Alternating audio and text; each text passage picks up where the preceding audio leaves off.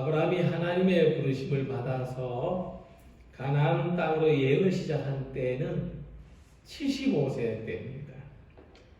모세가 출애굽의 사명을 완수하기 위해서 하나님의 부르심을 받은 때의 나이는 80세입니다.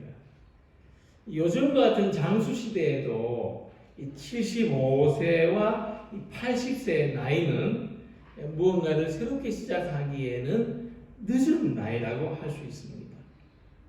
근데 지금부터 수천 년 전에 살던 사람들이 이와 같은 늦은 나이에 인생을 살 만큼 다 살았다고 볼 수 있는 그때에 하나님의 부르심을 의식했다는 겁니다.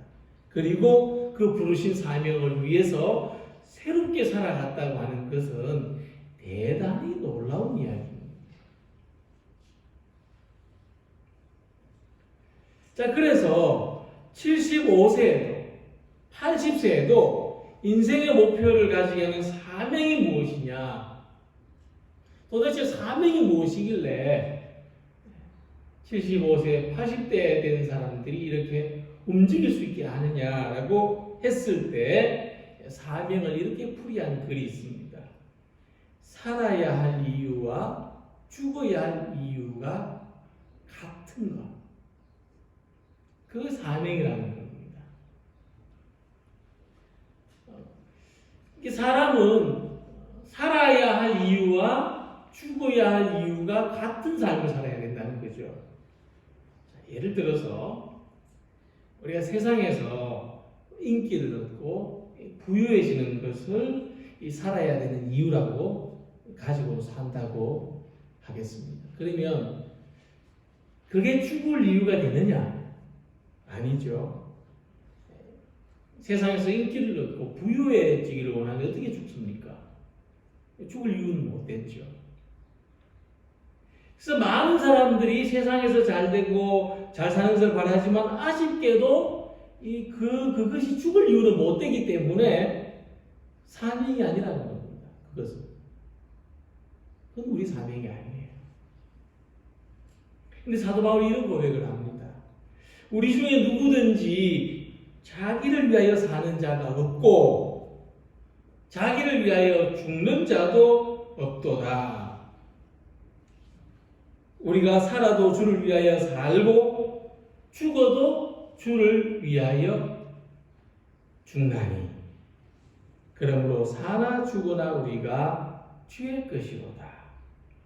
그러니까 이 고백에서 우리가 사명을 발견할 수 있는데 예수를 위하여 살고 예수를 위하여 죽는 것. 그러니까 이 말씀에서 살아야 하는 이유와 죽어야 하는 이유가 같아지는 겁니다. 살아도 예수를 위해서 살고 죽어도 예수를 위해서 죽고 바로 이런 것이 우리의 사명이 될 수 있다고 하는 것입니다. 오늘 내게 살아야 할 이유와 죽어야 할 이유가 같을 수 있는 것. 그것이 우리 사명입니다. 아브라함이 75세의 부름을 받았고 모세가 80세의 부름을 받았다는 이것은 세상적인 상식으로 볼 때 인생의 마지막 죽을 때가 다 돼가지고 하나님의 사명을 발견했다는 겁니다. 인생의 마지막에 그때 사명을 발견했어요. 그런데 놀라운 것은 이 아브라함과 모세의 삶은 하나님의 사명을 발견한 그때부터 갓 태어난 인생처럼 새롭게 시작된다는 겁니다. 우리가 성경에 나오는 아브라함 이야기가 75세 때부터 시작되지 않습니까? 모세는 80세부터 40년 동안 출애굽의 리더가 되지 않습니까? 그러니까 우리들도 하나님의 사명을 의식하고 살아가면은 바로 그때부터 새롭게 살아가는 인생이 될 수가 있는데 내 나이가 75세라고 해도 80세라고 해도 아무 상관이 되지 않는다는 겁니다. 나이의 많고 적음이 사명을 따라 살아가는데 아무 문제가 되지 않는 것. 그것이 바로 우리 사명으로 살아가는 인생의 본질이라고 하는 것입니다. 우리 어떤 이유 때문에 살아야 되고 어떤 이유 때문에 죽어야 하는가. 그것을 한번 생각해 보는 시간이 되시기 바랍니다. 오늘 함께 읽은 말씀은 모세가 하나님으로부터 받은 사명을 새롭게 확인하는 내용입니다. 이미 모세는 사명을 받았습니다.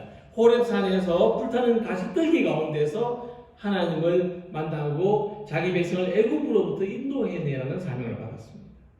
그래서 모세는 이 사명을 감당하기 위해서 바로 왕에게 가서 하나님의 말씀을 전했지만 바로 왕은 들은 척도 하지 않았고 이스라엘 백성들에게 더 가혹한 노동을 시키도록 지시했습니다. 결과적으로 이 모세 때문에 이스라엘 백성들은 더 힘든 노동을 하게 됐어요. 그래서 모세는 원망합니다. 모세는 이러지도 못하고 저러지도 못하는 사면초가에 빠집니다. 그리고 하나님께 와서 원망의 화살을 하나님께 돌릴 수밖에 없습니다. 그러나 하나님께서는 이 낙심한 모세에게 다시 한번 사명을 발견하게 해주시는 것이 본문의 내용입니다. 이 이야기는 짧지만 우리 삶의 패턴을 이야기해 주고 있습니다. 우리는 항상 이렇게 살고 있습니다. 하나님께 나와서 원망할 때, 탄식할 때 하나님은 다시 우리에게 사명을 발견하게 해주신다. 우리는 하나님이 주신 사명 때문에 다시 태어난 것처럼 살기도 하지만 어떤 때에는 이 사명 때문에 내가 죽을 수도 있어야 한다는 것입니다. 그래서 고난과 시련 앞에서 그때에도 하나님의 사명을 발견하고 이 사명을 붙들고 살아가는 것이 얼마나 중요한가. 우리 인생에서 이 사명이 얼마나 힘이 되는가. 특별히 오늘 우리가 겪고 있는 이 상황에서 하나님의 사명을 어떻게 발견할 것이며 어떻게 감당할 것인가를 생각해 보게 됩니다. 오늘 본문의 말씀을 통해서 우리들도 하나님이 주신 사명을 새롭게 발견하고 하나님이 주시는 새로운 힘과 용기를 얻게 되기를 소망합니다. 그래서 우리의 삶이 사명을 위해서 살고 또한 사명을 위해서 죽을 수 있는 담대한 믿음의 사람들로 살아가기를 소망합니다. 첫 번째 모세는 자기에게 사명을 주시는 하나님을 재발견합니다.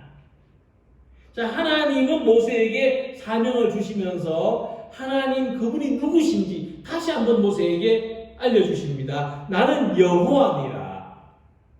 내가 아브라함과 이삭과 야곱에게 전능의 하나님으로 나타났으나 나의 이름을 여호와로는 그들에게 알리지 아니하였다 했습니다. 하나님 그분을 여호와라고 말씀하셨습니다. 모세가 하나님께 물었을 때 나는 여호와니라, 나는 스스로 있는 자니라고 말씀하셨습니다. 그런데 하나님은 다시 그분을 내가 너희 조상들에게는 전능의 하나님으로 나타났다. 그렇게 말씀합니다. 이 전능의 하나님은 엘샤다이입니다. 우리 한글 성경에는 히브리어 또 우리 한글이 막 섞여 있기 때문에 여호와라는 말은 이 히브리 말이죠. 스스로 있는 자, 이 한국말입니다. 전능하신 하나님, 우리말이죠. 이 전능하신 하나님을 히브리어로 하면 엘샤다이. 나는 엘샤다이입니다. 그러니까 여호와가 하나님의 본질을 알려주는 이름이라면 엘샤다이는 하나님의 속성을 알려주는 이름이라고 할 수 있습니다. 스스로 계신 하나님은 전능하신 하나님이다. 이런 뜻입니다. 모세는 자기에게 사명을 주신 여호와 하나님은 어떤 하나님이냐? 여호와 하나님은 어떤 하나님이냐라고 했을 때 여호와 하나님은 전능하신 하나님이다라는 것을 알게 된다는 겁니다. 즉 우리가 믿는 하나님을 우리가 경험해서 아는 것과 같습니다. 우리가 하나님으로부터 사명을 가지고 살아가는데 중요한 것은 내게 어떤 사명을 주셨는가를 아는 것보다도 하나님은 누구신가를 아는 것이 더 중요합니다. 이것이 바로 구약의 선지자들이 여러 번 강조하면서 하나님을 알아야 된다. 그렇게 말한 이유입니다. 하나님은 전능하시고 전능하신 하나님이 우리에게 사명을 주신다. 다시 말하면 우리를 살게 하신다. 그 사명이 우리가 사는 이유와 목적이 어떤 것이든 간에 전능하신 하나님이 이루게 하신다. 우리를 살게 하신다. 이 믿음을 가지는 것이 내 능력으로 무엇을 할 수 있을까를 생각하는 것보다 더 중요하다는 겁니다. 하나님이 저와 여러분들에게 교회와 세상의 구원을 맡기셨다면 우리가 얼마나 큰 힘을 가졌고 큰 능력을 가졌든지 간에 이 사명을 우리 힘과 지혜로 이루는 것이 아니라 하나님이 주시는 능력으로 이루게 될 것이라는 믿음을 가지시기 바랍니다. 히브리어로 엘샤다이는 전능하신 하나님으로 번역이 되지만 본래 이 문자적인 의미는 하나님은 나의 같습니다 하는 뜻입니다. 엘샤다이.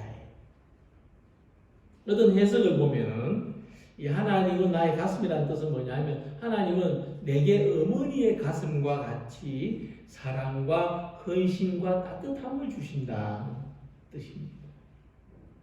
그러니까 하나님이 전능하시다고 할 때 그 전능함은 뭐냐면 우리에게 사랑과 우리를 위한 하나님의 헌신과 또한 우리에게 하나님의 따뜻함을 주시는 것이 전능하신 하나님입니다. 이런 의미에서 엘샤다이 전능하신 하나님은 우리의 모든 필요를 공급하시는 하나님입니다. 그런데 이 말씀이 모세에게 얼마나 큰 힘이 되었는가 생각을 해볼 수가 있겠죠. 지금 모세는 어떤 상태입니까? 바로 왕에게도 자기 백성들에게도 거절당하고 하나님 앞에서 이 기도하는 이 모세의 이 심정은 상할 대로 상해 있습니다. 모세는 속이 푹푹 썩어 있습니다. 그런데 우는 아이에게 어머니의 가슴이 전부 있는 것처럼 어머니의 가슴만 있으면 그 아이가 금방 웃을 수 있는 것처럼 하나님은 우리의 모든 필요를 공급해 주시는 하나님. 하나님은 지혜가 부족한 사람에게 지혜를 주시고 용기가 부족한 자에게 용기를 주시고 능력이 부족한 자에게 능력을 주시고 하나님을 나의 가슴으로 삼을 때 하나님의 사랑, 나를 위한 하나님의 헌신, 하나님의 따뜻함으로 우리의 삶에는 믿음과 용기와 기쁨과 희망이 충만해질 줄로 믿습니다. 그래서 시편 121편 1절 2절에서 말씀했습니다. 내가 산을 향하여 눈을 들리라. 나의 도움이 어디서 올까? 나의 도움은 천지를 지으신 여호와에게서로다. 하나님은 우리에게 구체적이고 실제적인 도움이 되십니다. 오늘 여러분들이 하나님을 믿지 않는 세상 속에서 하나님을 믿는 믿음으로 살아가려고 할 때 나의 작은 삶을 통해서 하나님이 기뻐하시고 원하시는 일을 이루려고 할 때 내게 필요한 것이 뭡니까? 과연 내게 무엇이 있으면 이렇게 살 수 있겠습니까? 이 필요한 것 하나님으로부터 구하고 하나님으로부터 공급받는 삶이 되시기를 소망합니다. 우리를 부르시고 우리를 세상 속으로 보내신 하나님은 우리에게 필요한 모든 것을 공급하시는 전능하신 하나님이십니다. 모세는 전능하신 하나님을 발견했습니다. 하나님은 못하실 것이 없다. 하나님은 돕지 못하실 일이 없다.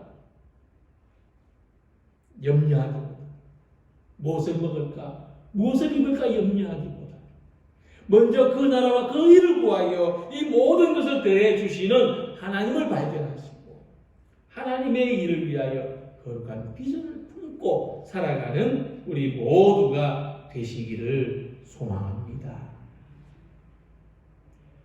모세는 이스라엘 백성들에게 하나님의 말씀을 전했습니다. 내가 아브라함과 이삭과 야곱에게 주기로 맹세한 땅으로 너희를 인도하고 그 땅을 너희에게 주어 기업을 삼게 하리라. 준엄한 하나님의 명령, 하나님이 주신 모세의 사명이었습니다. 근데 바로 왕도 이스라엘 백성들도 이 말씀을 들으려고 하지 않았습니다. 모세가 이와 같이 이스라엘 자손에게 전하나 그들이 마음의 상함과 가혹한 노역으로 말미암아 모세의 말을 듣지 아니하였더라.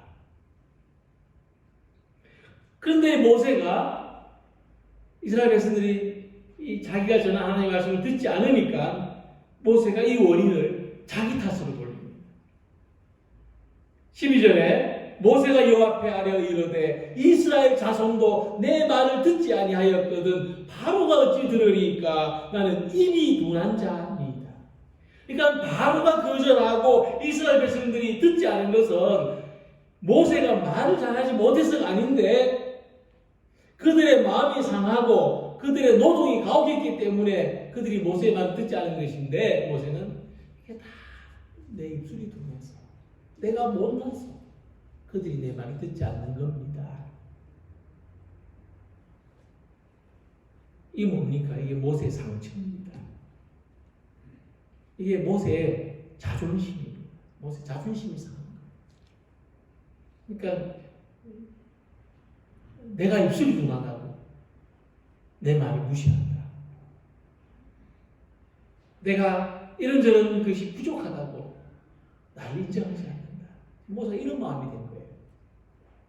그래서 내가 입술이 둔해서 입이 둔해서라고 하는 것은 모세가 가지고 있는 핵심적인 상처를 가리킵니다. 모세는 항상 자기의 치명적인 약점을 의식하고 살았어요. 또 누구나 우리 자신의 어떤 가장 약점을 우리가 의식하고 살지 않습니까? 그러니까 모세는 어려움이 생길 때마다 자기 입이 둔한 탓을 했어요. 내 입이 둔해서. 내가 이것만 좀 괜찮았더라면 나도 괜찮게 살 수 있었을 텐데. 이 자존심은 자기 약한 상처를 보호하기 위해서 만들어진 겁니다. 상처를 건드리면 아프기 때문에 방어적인 말과 행동을 하게 되는 것이 자존심입니다.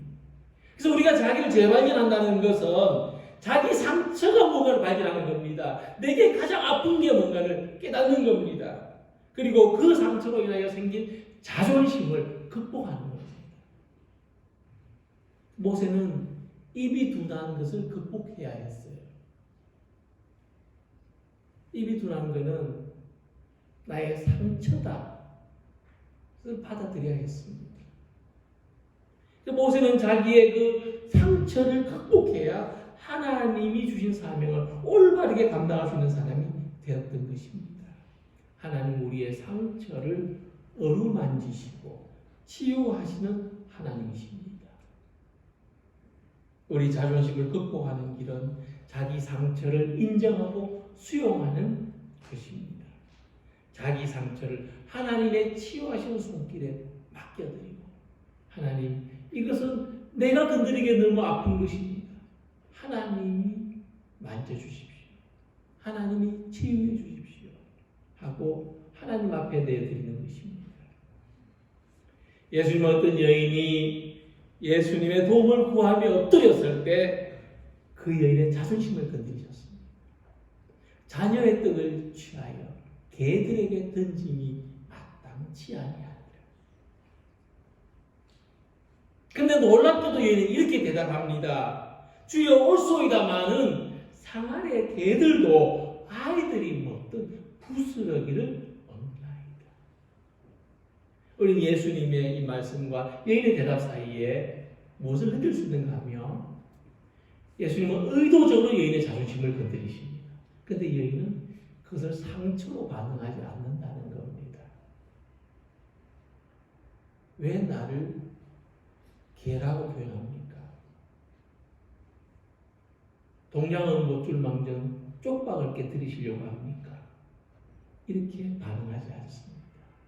주여 옳소이다. 주님 그렇습니다. 자기의 상처를 받아들이고 수용합니다. 왜냐? 주님은 이것을 치유하시고 주님은 이것을 만져주시고 주님은 이것을 회복시켜 주실 거라는 믿음을 가졌기 때문입니다. 우리들에게도 모세와 같이 입술이 둔한 약함이나 상처가 있습니다. 자기가 생각할 때 다른 사람보다 못하고 부족한 것이 있습니다. 그러나 이 상처를 주님께 맡길 때 우리는 자기를 새롭게 발견할 수 있다고 하는 것입니다. 하나님은 나의 잘난 모습만 사용하는 것이 아니라 나의 약한 모습도 사용하셔서 사명을 위하여 살게 하신다는 것입니다. 나의 둔한 입술도 하나님이 쓰실 수 있도록 맡겨드리는 사람이 되시길 바랍니다. 자존심으로 살지 말고 자존감으로 약함을 극복하는 여러분들이 되시기를 바랍니다. 하나님이 사랑하시는 사람으로, 하나님이 도우시는 사람으로, 하나님이 붙들어 주시고 하나님이 사용하시는 사람으로 자기를 새롭게 발견하는 우리 모두가 되시기를 소망합니다. 그리고 하나님은 다시 아론과 모세에게 해야 할 일을 확인시켜 주셨습니다. 여호와께서 모세와 아론에게 말씀하사 그들로 이스라엘 자손과 애굽 왕 바로에게 명령을 전하고 이스라엘 자손을 애굽 땅에서 인도하여 내게 하시니라. 그래서 순서를 볼 때 하나님을 발견하는 것이 첫 번째고 자기를 발견하는 것이 두 번째고 사명을 발견하는 것이 세 번째입니다. 이것이 올바른 순서입니다. 구약 성경의 인물 이사야 선지자를 볼 때 이사야 선지자는 제일 먼저 성전에서 하나님의 영광과 마주하게 됐습니다. 그 다음에 약하고 부족한 자기 모습을 발견했습니다. 그리고 그 후에 내가 여기 있나이다, 나를 보내소서 하고 하나님이 부르신 사명을 받아들였습니다. 자, 신약 성경의 베드로도 제일 먼저 예수님이 주님이신 것을 발견했습니다. 예수님 말 앞에 무릎을 꿇었습니다. 그 다음에 자기가 죄인인 것을 알았습니다. 이것은 또한 동시에 이루어졌습니다. 그 후에야 주님을 따르는 제자가 되었습니다. 베드로를 육지에 대고 모든 것을 버려두고 예수를 따릅니다. 그래서 우리가 자기 사명을 발견하는 것은 하나님을 발견하는 것과 자기 자신을 발견하는 것 다음에 이어지는 우리 인생의 필연적인 순서이며 평생 숙제입니다. 하나님을 발견하고 자기를 발견한 사람은 반드시 자기 사명을 발견하게 되어 있습니다. 자, 지금까지 우리가 단순히 살기 위해서 살아왔다면 이제는 하나님이 주시는 사명을 발견하고 내가 살아도 좋고 죽어도 좋은 일을 위해서 살아가는 삶이 되어야 하는 것입니다. 그렇다면 그것은 어떤 새로운 일을 하라는 것이 아니고 어떤 거대한 목적을 이루라는 것이 아닙니다. 하나님은 모세와 아론에게 이스라엘을 구원하라고 하셨지만은 이 명령은 전혀 새로운 것 아니고 한 개인의 힘으로 이룰 수 있는 한 어떤 거대한 목적 같지만 그것은 앞으로 모세와 이스라엘 백성들이 함께 살아가야 될 삶이라고 하는 것입니다. 우리가 하는 사명은 어떤 거창하고 어떤 원대한 어떤 것이 아니라 우리가 앞으로 살아가야 될 삶입니다. 그런데 이 부르심은 모세의 소명이면서 모세와 함께하는 모든 사람들의 소명이라고 하는 것이 중요합니다. 그래서 모세는 이 모세의 소명이 다하는 그 순간에 이 모든 역사가 그쳐져야 되지만 그렇지 않습니다. 그 다음에도 이스라엘은 계속해서 하나님이 부르신 사명, 가나안 땅으로 행하는 일들이 계속 이어졌다고 하는 것입니다. 무슨 말씀이냐면은 모세가 다시 발견한 이 사명의 본질은 개인적인 차원을 넘어서서 이스라엘 백성의 그 민족적인 차원이었다고 하는 것입니다. 그래서 이제 우리가 새롭게 발견된 사명은 뭐냐면 우리 개인적인 삶의 목표를 넘어서서 공동체와 전체 교회를 위한 사명을 새롭게 발견해야 한다는 것입니다. 지금까지 우리가 개인적인 목표를 위해 살아왔다면 이제부터 우리는 공동체와 교회의 목표를 위해서 함께 살아가는 사람들이 되어야 합니다. 하나님께서 이 모세의 사명을 새롭게 일깨워 주신 뜻에는 이런 뜻이 있습니다. 사람은 자기 개인의 어떤 컴플렉스와 욕망을 채우려는 것을 소명으로 잘못 생각할 때가 많습니다. 축도로 사명을 감당하겠다고 달려왔는데 사실 그 속을 분석해 보면 자기 욕망, 자기 컴플렉스 때문에 그렇게 해온 것입니다. 근데 어떤 좋은 일을 하더라도 그 목적이 개인의 뜻을 실현하는 것이라면 그건 소명의 가치가 없습니다.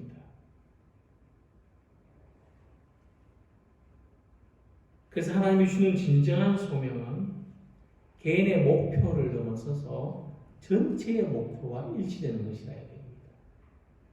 더 크게는 하나님의 뜻에 합하는 것이라야 됩니다. 쉽게 말해서 그것은 공동체 속에서 우리 역할을 찾아가는 과정입니다. 우리가 오늘 이 공동체 안에서 내 역할이 뭔가를 찾아가는 것이 바로 부르심의 재발견이고 이 시간 우리들이 발견해야 될 사명입니다. 그리고 이 사명은 우리가 이 사명을 위해서 살고 이 사명을 위해서 죽는다 하더라도 사라지지 않습니다. 이 사명은 또한 다른 사람들에 의해서 우리의 모든 공동체 식구들에 의해서 계속해서 이어져 나가게 되는 것입니다. 그래서 우리가 이 사명 안에 내가 있고 우리도 온전히 하나의 사명 공동체가 되는 것입니다. 우리는 자기의 한계를 초월하는 이 이상, 이 사명을 이루기 위해서 누군가의 도움을 필요로 합니다. 나 혼자 살 수 있는 일이 아닙니다. 그러기 위해서 먼저 하나님을 재발견하는 우리 모두가 되기를 원합니다. 우리 가슴이 되시고 우리 모든 필요를 채워주시는 전능하신 하나님 여호와를 재발견하는 성도들이 되시길 바랍니다. 나의 가장 약한 모습, 나의 상처, 나의 자존심과 직면하면서 하나님 앞에 그것을 내려놓고 하나님의 뜻을 이루기 위하여 내 약함도 쓰임받는 그런 우리 자신의 모습을 새롭게 발견하는 성도들이 되시기를 바랍니다. 하나님은 이렇게 연약하고 부족한 나도 쓰시는구나. 우리 자신의 자존감을 가지는 우리 모두가 되시기를 바랍니다.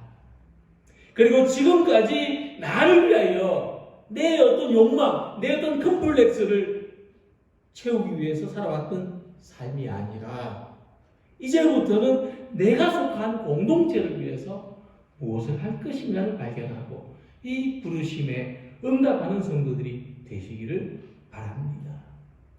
모세와 같이 내가 전체 이스라엘의 일원이고 다른 생명을 살림으로써 내가 산다고 하는 이 인식으로 이 믿음으로 하나님 앞에 서서 새롭게 살아가는 우리 모두가 되시기를 주님의 이름으로 기원합니다. 기도드리겠습니다.